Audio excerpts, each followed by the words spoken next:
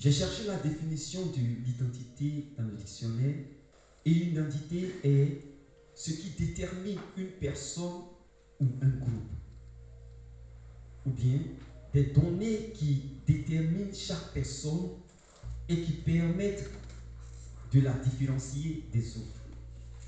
Voici ce que c'est une identité. Donc il est important de connaître son identité. Ton identité te différencie des autres. Si tu ne connais pas ton identité, tu vas te faire passer pour l'autre. Tu as une identité qui est différente de l'identité de l'autre. Par exemple, là, quand on a les pièces d'identité, sur la pièce d'identité se trouve tout ce que je peux dire. Ta pièce d'identité te représente. Ta pièce d'identité donne certaines informations relevant de ta personne. Donc, Jésus-Christ demande, qui suis-je? Quelle est mon identité? Pas parce qu'il ne connaissait pas son identité, mais il voulait voir si ceux qui étaient autour de lui connaissaient son identité. Et aujourd'hui, on peut le constater, voyez, parmi les croyants en guillemets, l'identité de Jésus. Jésus-Christ a différentes sortes d'identités. Sinon, je peux dire qu'il a beaucoup de Chinois. C'est qu'on a donné beaucoup de Chinois à Jésus. Je me rappelle, on a donné on a attribué des faux papiers en fait à Jésus, je veux dire. Je me rappelle d'un homme politique qui est emprisonné. Lorsqu'on l'a attrapé, on a vu plusieurs identités avec lui. Il est malien, il est guinéen, il est français, il est togolais, il est ghanéen. Et il a plusieurs pièces d'identité. Et c'est comme ça, nous les croyants, nous avons délivré plusieurs pièces d'identité à Jésus. On ne sait plus qui il est. Il est juif, il est pété, il est français, il est ghanéen. On ne sait plus. La perception que j'ai de Jésus est différente de la perception que toi tu as de Jésus. L'identité que j'ai de Jésus est différente de l'identité que tu as de Jésus. Ce n'est pas normal. Moi je te dis que Jésus est juif, toi tu me dis Jésus est blanc. Moi je dis que Jésus avait les cheveux coupés, toi tu dis que non, Jésus avait de longs cheveux. Le mot Jésus, c'est un nom. Dans la Bible même, il y a quelqu'un même qui s'appelait Jésus aussi. Et de nos jours, il y a des gens qui s'appellent Jésus. Voilà, on a en Côte d'Ivoire, on a un qui s'appelle Jésus quoi sur le bouet. Donc, le problème n'est pas au niveau de Jésus. C'est un nom. Il y a plusieurs de Jésus au milieu des chrétiens.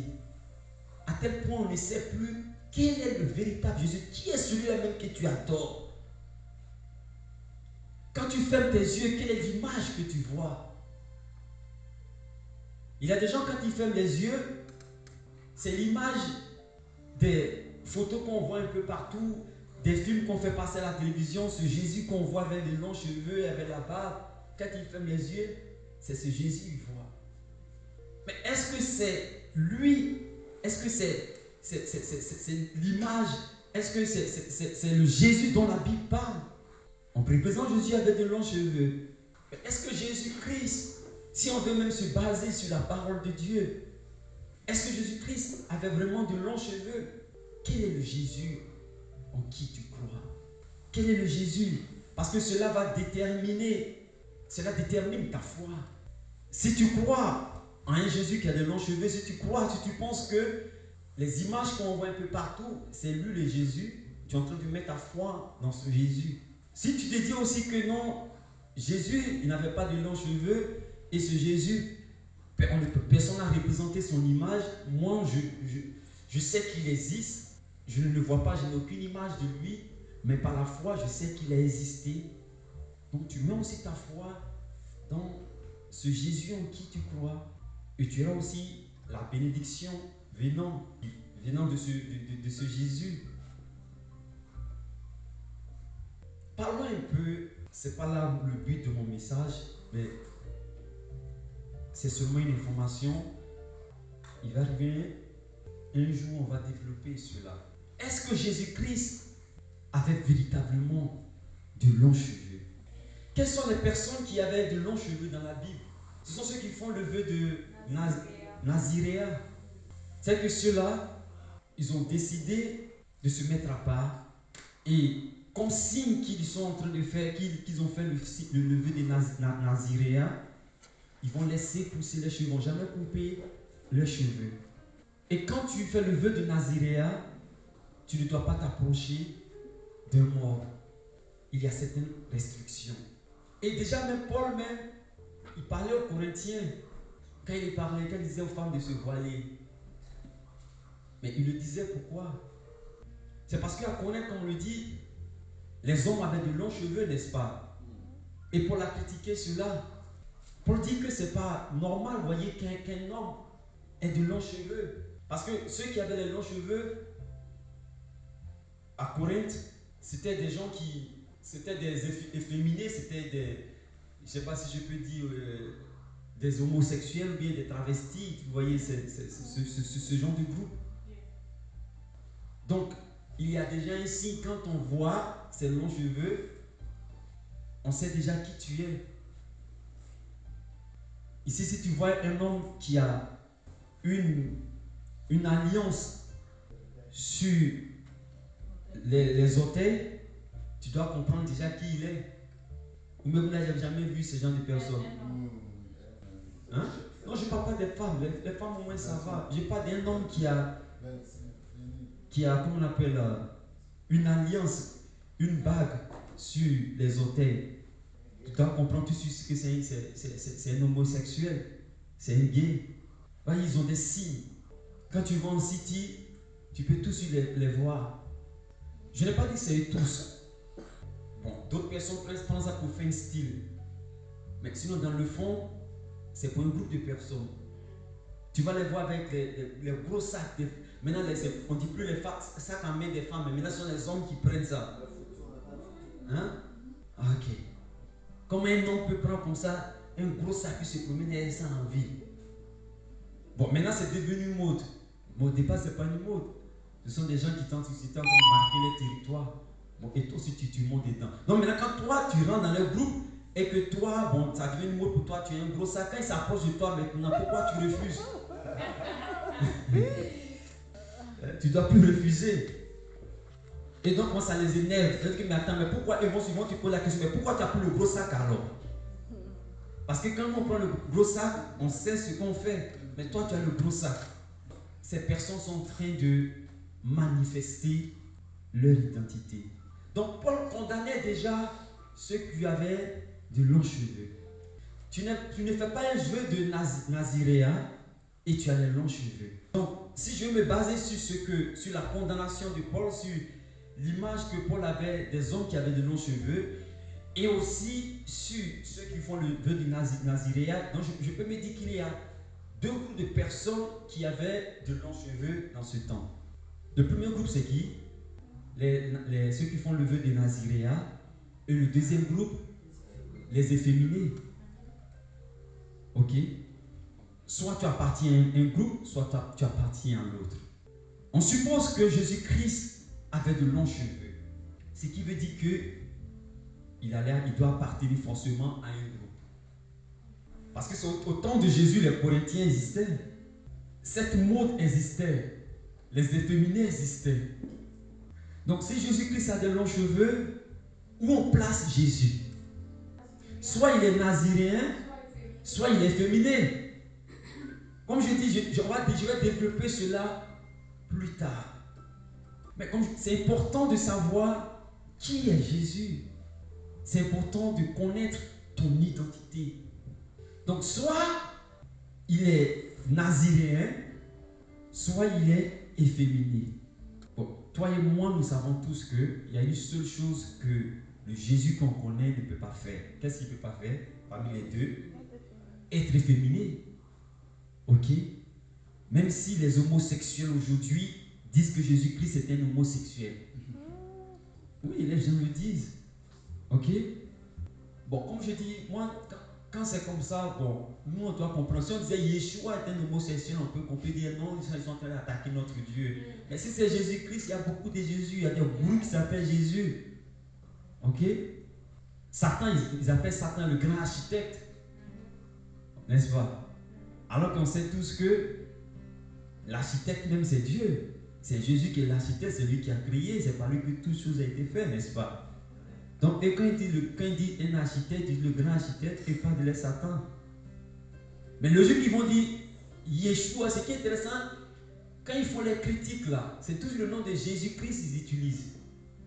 Donc nous autres qui avons Yeshua comme Seigneur, ça ne doit pas nous offenser. Même si tu sais que ouais, c'est de lui sont pas nous. Aussi longtemps qu'ils n'ont pas encore dit le nom, on ne doit même pas manifester. Donc critiquez Jésus, dites qu'il est homosexuel, dites qu'il était le mari de Magdala, dites ce que vous voulez. Mais le jour que tu vas dire Yeshua, c'est là qu'il y a le problème. Mais ils vont jamais le dire, ils vont toujours dire Jésus. Donc ce n'est pas un problème, c'est leur Jésus à eux. Ok. Donc Jésus ne pouvait pas efféminer. Jésus pouvait, s'il y a une chose qu'il pouvait faire, c'est le vœu de Naziréen. Bon, maintenant si Jésus-Christ a supposé qu'il a fait un vœu de qu'il a fait un vœu de Naziréen, ça veut dire que Jésus-Christ ne devait pas s'approcher des morts. Il ne devait pas boire le vin. Amen. Et alors qu'on sait que Jésus-Christ a ressuscité Lazare, même avant Lazare, il a ressuscité le fils de la veuve de Naïm. Il s'est approché des morts, n'est-ce pas? Mais pourquoi Jésus-Christ va violer la loi du Naziréen? Puisque c'est Dieu qui l'a institué. Il a dit, voilà ceux qui vont faire le vœu du Naziréen, voici comment ils doivent se comporter. Donc Jésus-Christ ne pouvait pas violer cette loi. Ce qui amène à dire qu'il n'était pas un Naziréen. Donc s'il n'est pas un Naziréen, il ne pouvait pas avoir de longs cheveux. Il ne suivait pas aussi la mode. Ok, ce sont des choses qu'on va développer. Donc il pose la question maintenant au verset 15. Il dit, bon, ok, c'est ce que les hommes disent. Ce que les gens disent de moi dehors. Mais et vous, verset 15, et vous, leur dit-il, qui dites-vous que je suis? C'est là on va les attraper maintenant. Quand on va voir que, vous voyez, ils n'ont fait que dire ce qui venait, ce que eux-mêmes pensaient aussi de Jésus. Jésus-Christ pose la question et personne ne lui répond. Un qui va se lever, inspiré par le Saint-Esprit, qui va dire, et vous, leur dit-il, qui dites-vous que je suis? Simon-Pierre répondit, tu es le Christ. Jésus reprenant la parole lui dit, tu es heureux, Simon, fils de Jonas, car ce ne sont pas la chair et le sang qui t'ont révélé cela, mais c'est mon Père qui est dans les cieux. Et moi, je te dis que tu es Pierre, et que sur ce roc je bâtirai mon église, et que les portes du séjour des morts ne prévaudront point contre elle. Je te donnerai des clés du royaume des cieux. Ce que tu liras sur la terre sera lié dans les cieux, et ce que tu délieras sur la terre sera délié dans les cieux. Est-ce que cette promesse était seulement destinée à Pierre? En d'autres mots, je veux dire, est-ce que dans le plan de Dieu, c'était Pierre seulement qui devait répondre? C'est-à-dire que Jean pouvait se lever et donner cette réponse et dire, tu es le Fils de Dieu, du Dieu vivant. Marc aussi pouvait se lever et dire, tu es le Fils du Dieu. Les autres n'ont pas su donner l'identité de Jésus, mais Pierre s'est levé et il a dit, tu es le Christ, le Fils du Dieu. Parce qu'il a dit cela, parce qu'il a reconnu l'identité de Jésus, parce qu'il sait, parce qu'il a dit qui est Jésus, Christ a dit en retour. Au verset 17, il dit, tu es heureux. Donc ce qui veut dire que connaître l'identité de Jésus est déjà une bénédiction. Et si tu connais Jésus, tu es déjà béni. Sinon, si tu connais Yeshua, tu es déjà béni. Si tu sais qui il est, tu es déjà heureux. Dans la Bible, on dit, ceux qui connaissent les dieux feront des exploits. Donc, pour pouvoir faire des exploits, je dois connaître mon Dieu. Donc, parce que Pierre a su qui était Jésus, regardez les bénédictions qui ont été attribuées à Pierre. D'abord, Jésus lui dit, tu es heureux. Et il dit, tu es Pierre, et sur cette pierre, je bâtirai mon église. Donc, parce que Pierre a révélé l'identité de Jésus, Jésus le bénit, Jésus l'élève. Amen. Il y a la bénédiction, il y a l'élévation dans la connaissance de ton identité. Quand tu sais qui tu es, c'est déjà une bénédiction. Quand tu sais qui tu es, c'est une porte ouverte aux bénédictions. Amen. Quand tu sais qui tu es, ça te procure une certaine force, ça te procure de la force, ça te permet d'aller de l'avant. Et Dieu veut qu'on arrive à reconnaître qui on est, qui tu es. Jésus savait qui qu'il était. Raison pour laquelle il a dit à Pierre, ce que tu viens de dire, effectivement, c'est ce que je suis. Mais si on te pose la question, on nous pose la question à chacun de nous, on te pose la question de savoir qui tu es. Qu'est-ce que tu vas répondre? Ida, qui tu es? Alain Guesson, quelle réponse tu vas donner? Et la réponse que tu vas donner, est-ce qu'elle vient vraiment de ton cœur? Si elle vient vraiment de ton cœur, ce qui veut dire que ton avenir est lié à cette réponse. Qui tu es? Comment tu te vois? Quelle est ton identité? Qu'est-ce qui te différencie des autres? Parce que si tu sais ce qui te différencie des autres, tu peux marcher la tête haute. Si tu sais qui tu es, tu ne peux pas avoir peur. On parle de l'ADN, n'est-ce pas? Et on dit dans l'ADN, c'est dans l'ADN se trouvent toutes les informations en ce qui te concerne. Dans ton ADN se trouve ton identité. Pour savoir si cet enfant appartient à telle famille ou bien appartient à telle personne, on fait le test de l'ADN.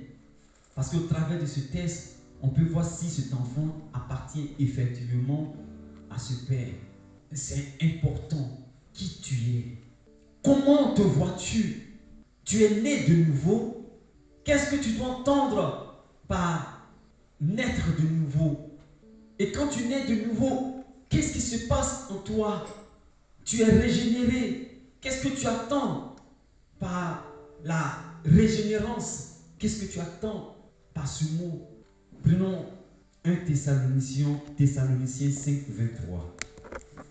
Madame Guesson, si tu peux lire 1 Thessaloniciens, tu vas voir qui tu es. Chapitre 5. 1 Thessaloniciens, ça vient après quoi? L'esprit, l'âme et le corps. Reprends encore. Dieu de paix, vous suivez même tout entier. L'âme et le corps à conserver. Que tout vos quoi? Tout votre corps, tout votre être. Tout votre être. Et qu'est-ce qui caractérise l'être? Qu'est-ce qui forme l'être? L'esprit, l'âme et le corps, oui. Soit conservé irrépréhensible. Ok. Allons maintenant Hébreux 4, 12. Âme et esprit, jointure et moelle, elle juge les sentiments et les pensées du cœur. Ok. Donc, nous sommes des êtres vivants. Et à partir de 1 Thessaloniciens 5, 23, on voit que un être est composé de 3 choses. L'âme, le corps et quoi? Et l'esprit. Tu es quoi de ces 3 choses? Quand je te pose la question, tu es quoi? Donc, quand spirituellement je te pose la question de savoir qui tu es, tu dois me donner, tu dois savoir que je suis en train de parler de ton identité spirituelle et non de ton identité physique. Mon identité physique, je suis Rodriguiba, ce qui est sur le papier. Mais mon identité physique est différente de mon identité spirituelle. Et donc quand je deviens enfant de Dieu, je dois plus élever mon identité spirituelle et non élever mon identité physique. Si tes yeux sont posés seulement sur ton identité physique, tu ne pourras jamais rentrer pleinement dans les bénédictions de Dieu. Tu vas toujours te voir en contradiction avec Dieu. Tu ne vas jamais voir ce que Dieu voit de toi. Donc l'être humain est corps, âme et esprit. Donc quand on accepte, quand on vient à Dieu, la régénération se fait au niveau du quoi? Au niveau du corps ou bien au niveau de l'âme? C'est au niveau de l'esprit. L'âme n'est pas touchée, c'est ton esprit qui est touché. Quand on dit que tu as été créé à l'image de Dieu, Dieu est esprit. Donc tu es esprit. Donc l'esprit de Dieu et ton esprit font un. Tu as l'esprit de Dieu. Donc quand Dieu te voit, Dieu ne voit pas ton physique. Quand Dieu te voit, quand il te juge, c'est en fonction de ton esprit, de l'esprit qui est en toi. C'est par cet esprit il se reconnaît. Donc, je me rappelle quand on me donne quand j'ai reçu une prophétie qui dit que Dieu me dit que je suis bienveillant, je suis selon son cœur, un truc comme ça. Mais quand on m'a dit ça, j'ai dit, mais attends, est-ce que les gens même savent, est-ce que la personne qui est en train de parler, mais c'est Dieu qui est en train de parler à la personne? Parce que moi, j'ai commencé tout de suite à regarder ce que je suis, à regarder mon physique. Mais Dieu, lui, ne regarde pas ce que tu es en train de faire. Lui te juge au travers de Jésus-Christ. Donc, quand il te dit que tu es bienveillant, effectivement, en Christ, parce que tu es en Christ, tu es bienveillant. Ce que je suis, c'est ce que Dieu dit que je suis. Amen. Et ce que Dieu dit que je suis, si j'ai les yeux tournés, si j'ai ma pensée tournée vers ce que Dieu dit que je suis, ce que Dieu dit que je suis va se manifester dans mon physique. Mais si mes yeux sont sur mon homme extérieur, parce que la Bible parle de l'homme intérieur, c'est l'homme intérieur qui est la présence de Dieu en toi. Et c'est dans l'homme intérieur se trouve le ADN de Dieu.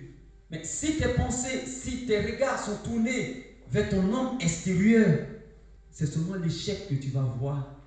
Et laisse-moi te dire que quand bien même que ton homme intérieur ne va jamais changer parce que c'est Dieu, mais ton homme extérieur peut affecter ton homme intérieur.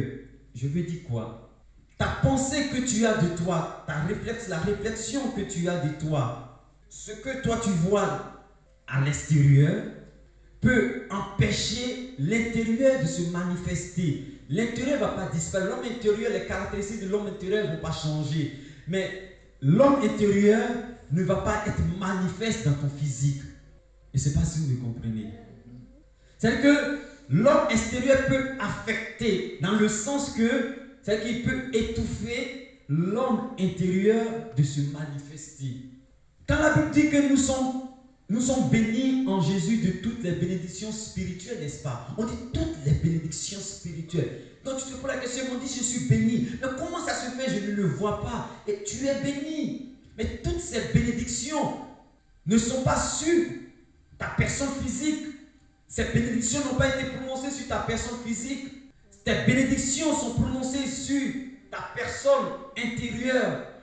Ces bénédictions sont dans ton homme intérieur. Je peux avoir une voiture, je peux avoir une grande maison. Ce sont des bénédictions physiques. Je peux avoir une grande maison, je peux avoir une voiture, mais mon homme intérieur peut ne pas avoir cette voiture. C'est mon corps qui roule dans cette voiture, c'est mon corps qui vit dans cette maison. Ça sont les bénédictions extérieures. Mais les bénédictions intérieures qui sont dans notre homme intérieur sont plus grandes que ces bénédictions extérieures. Et en tant qu'enfant de Dieu, on doit toujours se référer à notre homme intérieur. Rentrer dans notre homme intérieur pour faire sortir ces bénédictions spirituelles. Et comment je peux faire sortir ces bénédictions spirituelles? C'est bien de faire la proclamation, on n'est pas contre la proclamation.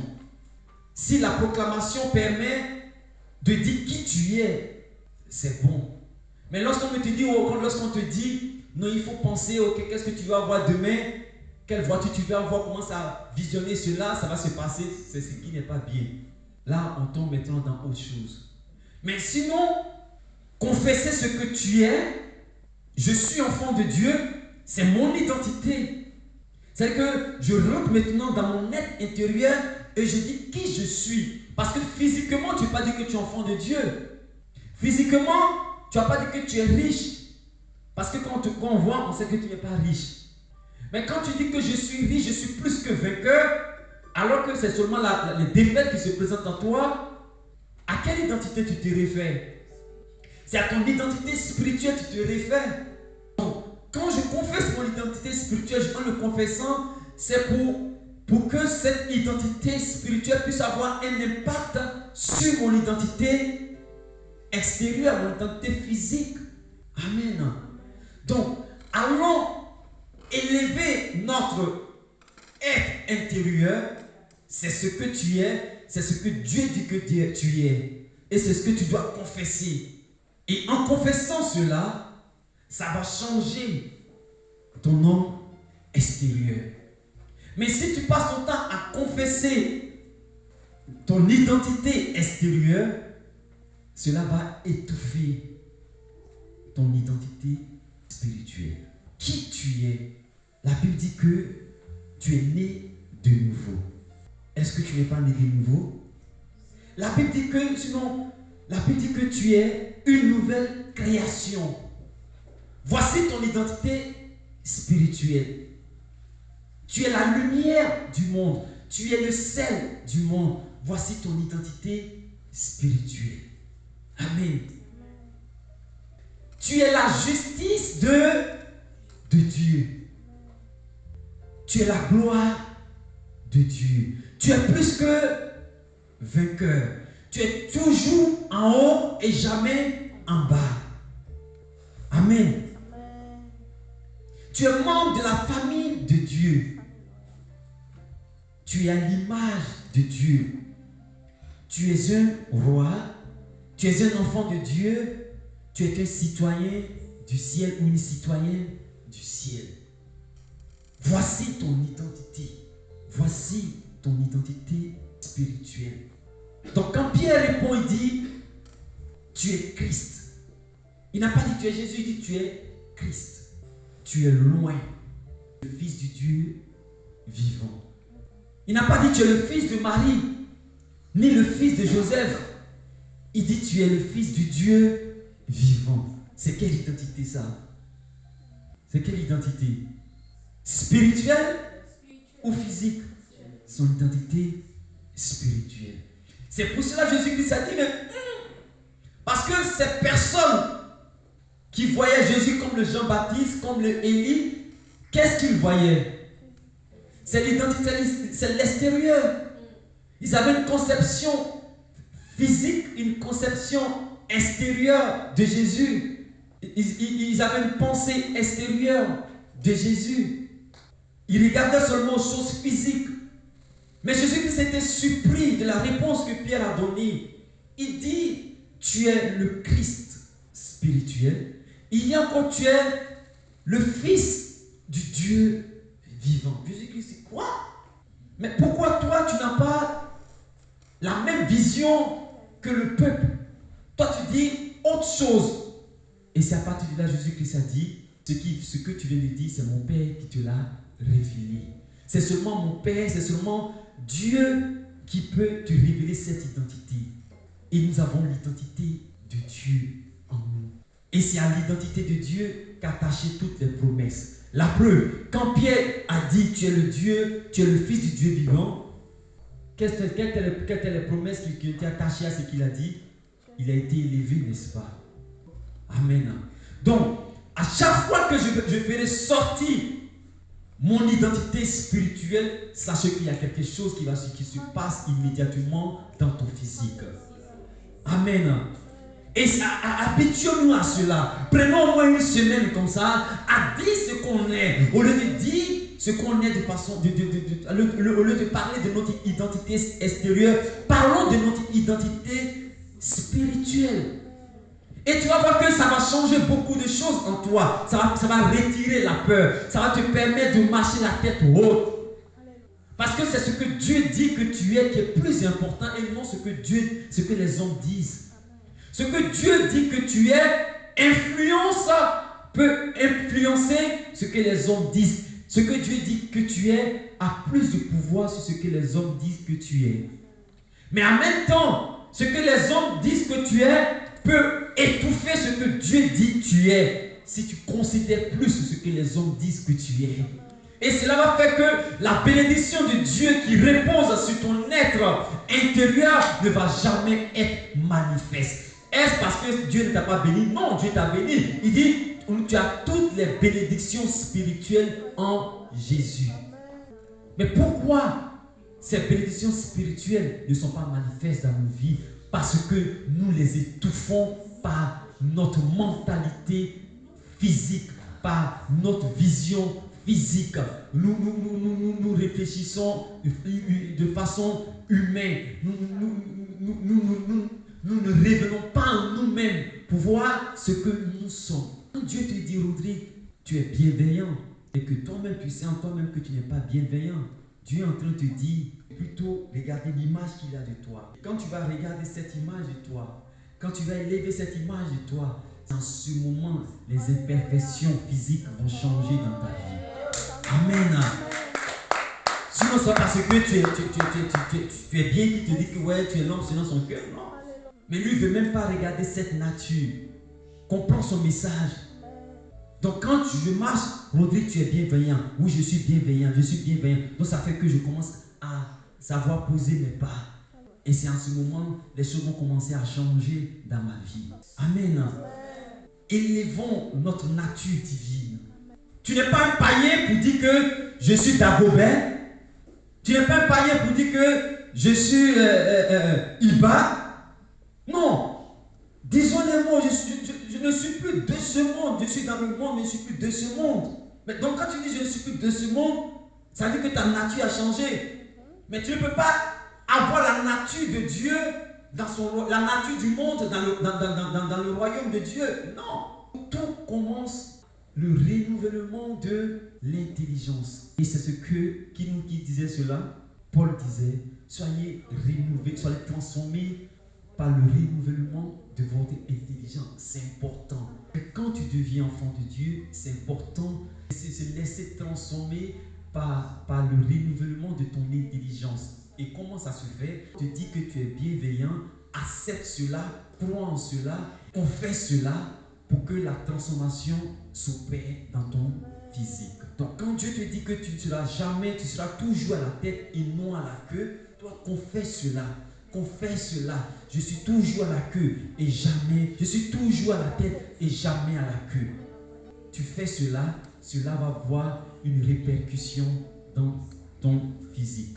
Quand Dieu te dit que tu es plus que vainqueur, c'est ce qu'il a dit qui est plus important. Donc c'est ce que moi je vais confesser pour que la victoire soit toujours de mon côté. Amen. Nous sommes bénis, nous le sommes.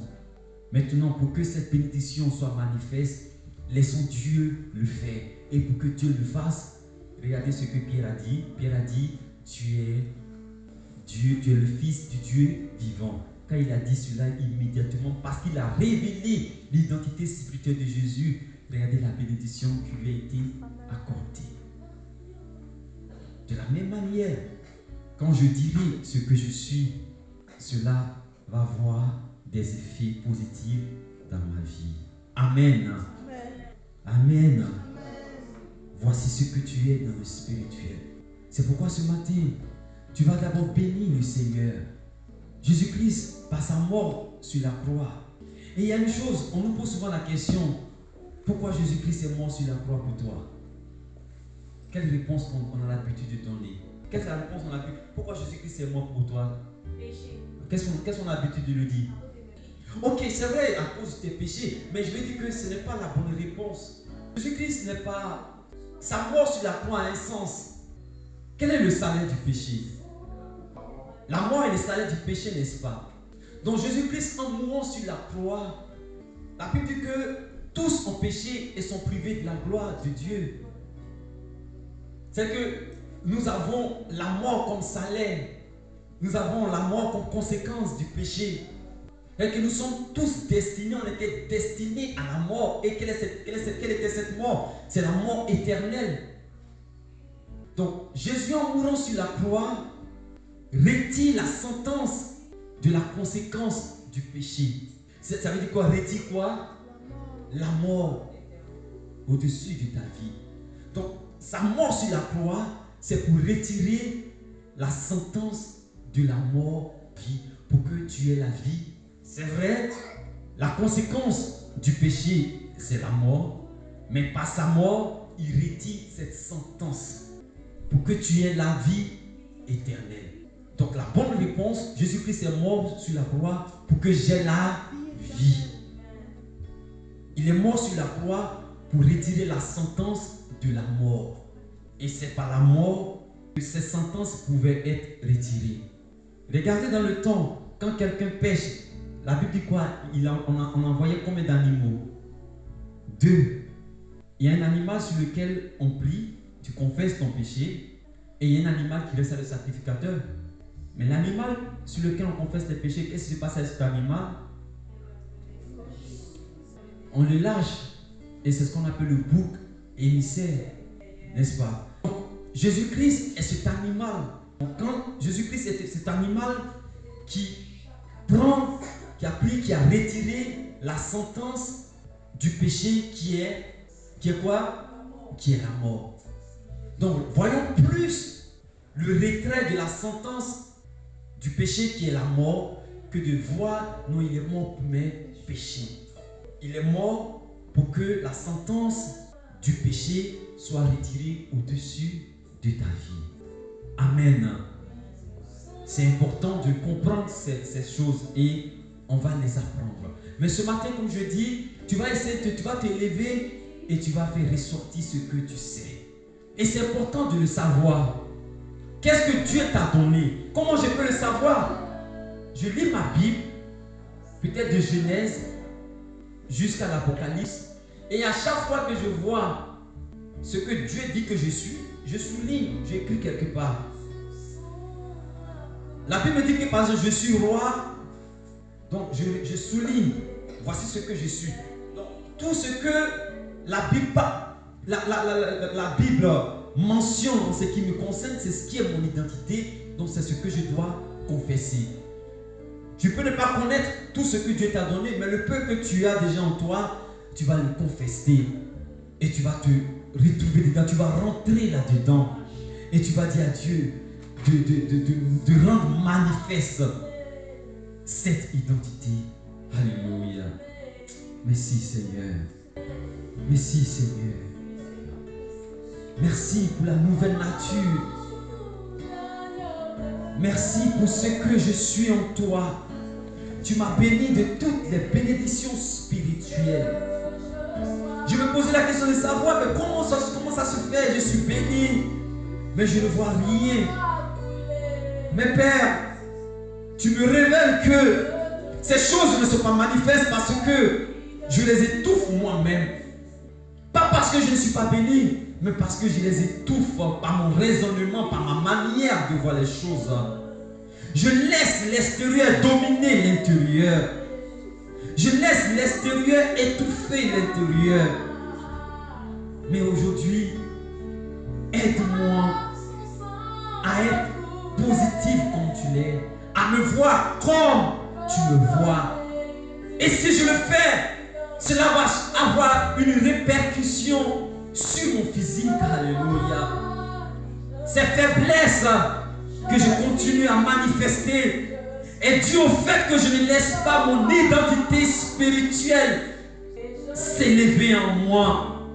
Mais aujourd'hui, mon Dieu, je veux élever cette identité spirituelle. Tu m'as donné la victoire sur le péché. Je suis plus que vainqueur. Je puisse tout par celui qui me fortifie. Alléluia. Je puisse tout par celui qui me fortifie. Je suis capable de tout par celui qui me fortifie. Alléluia. Je suis plus que vainqueur. Je ne suis pas, je suis toujours à la tête et non à la queue. Alléluia. Oui, c'est ce que je dois voir. Parce que c'est ce que tu vois de moi. Alléluia. C'est ce que tu vois de moi.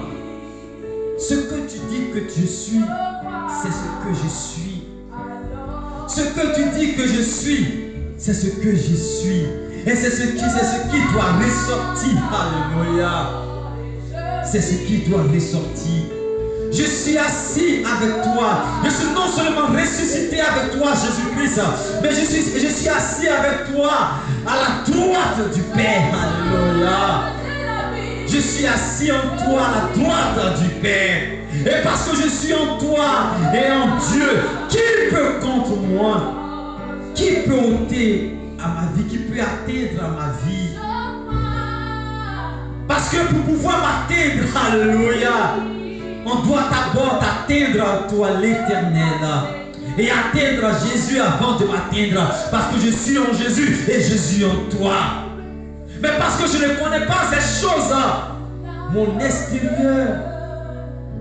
extérieur joue un tour à mon identité spirituelle. C'est lorsque je saurai ce que je suis que la peur disparaîtra. Que je pourrai marcher la tête haute dans ce monde.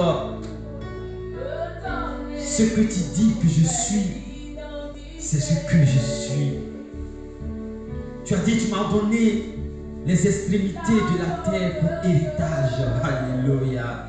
Tu as dit que toute terre que foulera la plante de mes pieds, tu me donnes cette terre en possession. Père, c'est ce que tu as dit que je suis. C'est ce que tu as dit que je possède. Et c'est ce qui doit être manifeste. Alléluia. Alléluia. Merci Père. Merci Seigneur. Merci Seigneur. Merci Père. Confesse ce que tu es. Ce n'est pas de l'orgueil. Non, c'est ce que tu es. C'est ce que tu es. Tu es riche. Dieu te dit que tu es riche. Ce n'est pas seulement des mots, mais il veut que cela soit manifeste dans ta vie. Dieu ne va pas te donner de l'argent en espèces, mais sa richesse, son héritage, c'est sa parole. Alléluia. Il a dit que tu es riche. Tu l'es. Les hommes de ce monde donnent de l'argent à leurs enfants, donnent des richesses physiques à leurs enfants. Mais toi, Dieu te donne sa parole comme richesse. Et ce qu'il a dit, c'est sa richesse. Il dit tu es plus que vainqueur. Il dit tu es riche. Alléluia. C'est sa richesse qu'il t'a donnée. Alléluia. Alléluia. Merci Seigneur. Merci Seigneur. Merci Seigneur.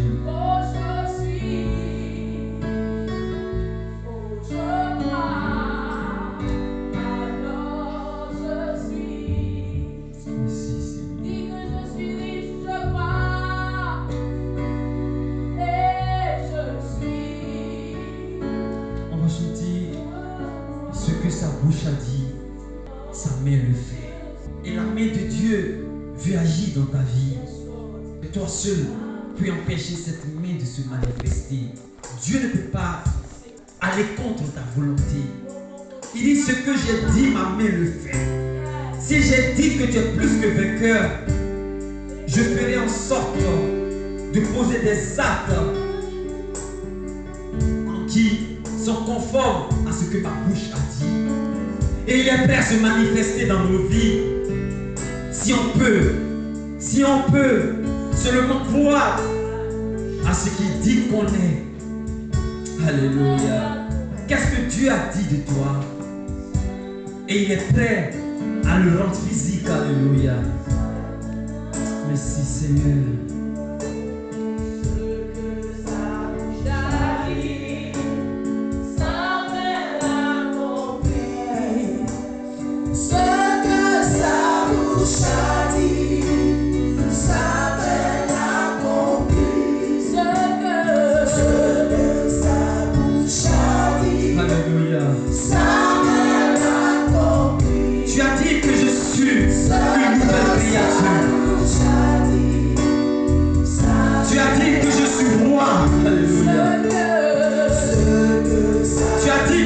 Participant à la statue divine.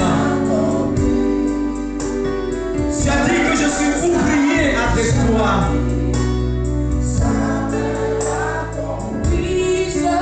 Tu as dit que je suis à la tête et non à la queue. Tu as dit que je suis né de Dieu. Tu as dit que je suis membre de la famille de Dieu. Et ces choses, tu veux les rendre manifestes. Ce que tu as dit, ça me l'accomplit. Et c'est ça ta richesse. Sa parole est ta richesse. Quand il dit que tu es héritier et co-héritier avec Jésus, ce n'est pas des maisons que Dieu te donne, ce n'est pas de l'argent en espèces que Dieu te donne, c'est ce qu'il a dit que tu es, c'est ce qu'il dit de toi qui est ta richesse. Tu t'attends peut-être à une richesse physique, mais c'est cette richesse spirituelle qui va se transformer à une richesse physique. C'est d'abord toi que tu es ce que Dieu dit que tu es. C'est d'abord toi et ensuite le confesser. Alléluia. Ça m'est accompli ce que sa bouche a dit. Ça m'est accompli ce que sa bouche a dit. Ça m'est accompli ce que sa bouche a dit. Ça m'est accompli ce que sa bouche a dit. Ça m'est accompli ce que sa bouche a dit. Ça m'est accompli ce que sa bouche a dit. Ça m'est accompli. Il dit que tu es vainqueur. Ça m'est accompli. Il dit que tu es vainqueur. Ça m'est accompli là. Ce que sa bouche a dit. Ça m'est accompli. Et ce que sa bouche a dit. Ça m'est accompli. Ce que sa bouche a dit. Ça m'est accompli. Oh, ce que sa bouche a dit. Ça m'est accompli. Alléluia. Dis Seigneur ce que ta bouche a dit, ta main l'accomplit et ta main l'accomplira. Père, tu as dit que je suis riche, tu as dit que je suis plus que vainqueur, tu as dit que je suis né de nouveau, tu as dit que je suis ta gloire, tu as dit que je suis triomphant, tu as dit que je suis co-héritier avec Christ. Je suis participant à la nature divine. Je suis participant à la nature divine. Je suis ouvrier avec toi En d'autres mots, nous sommes des collègues. Père, c'est un privilège pour moi de faire de moi ton collègue.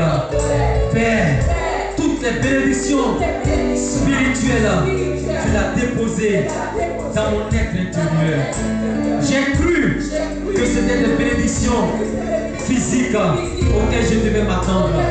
Oui, ces bénédictions physiques seront manifestes si je crois aux bénédictions spirituelles que tu m'as données. Parce que ces bénédictions spirituelles sont la richesse que tu m'as donnée, sont les richesses que je partage avec Jésus. Et pour que ces richesses soient manifestes dans mon physique, je dois les confesser. Je dois croire et confesser ce que tu as dit que je suis. Et c'est ce que tu as dit que je suis qui va se réaliser dans ma vie. Et c'est ce que tu as dit que je suis, que je suis. Je ne suis pas ce que les hommes disent que je suis. Je suis ce que tu as dit que je suis. Et ma richesse, mon élévation, ma bénédiction, mon succès est attaché à ce que tu dis de moi. Amen. Amen. Amen. Amen. Amen. Merci Seigneur. Alléluia. On va chanter. Alléluia. Alléluia.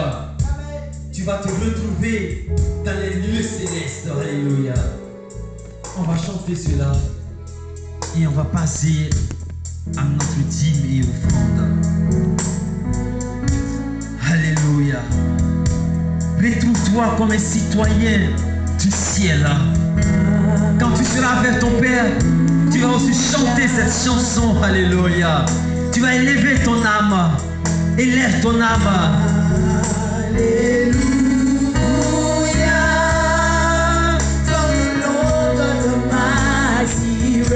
Chante avec vie. Alléluia.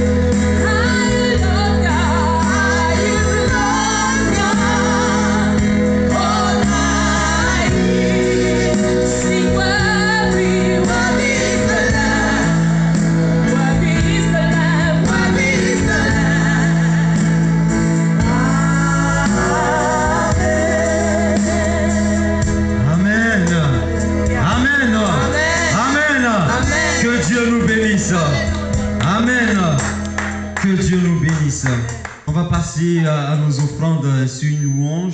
Dis, mets ton offrande dimanche. Ton enveloppe manifeste encore une fois ton amour au travers de ton offrande. Fais quelque chose là-dessus. Amen. Identité physique qui fait que tu retiens de l'argent. Parce que tu regardes les choses extérieures. Si je donne, qu'est-ce que je vais devenir? Et ton identité physique t'empêche de voir la richesse qui est en toi. Je suis riche. Dieu a dit je suis riche. Manifeste ta richesse. On loue Jésus.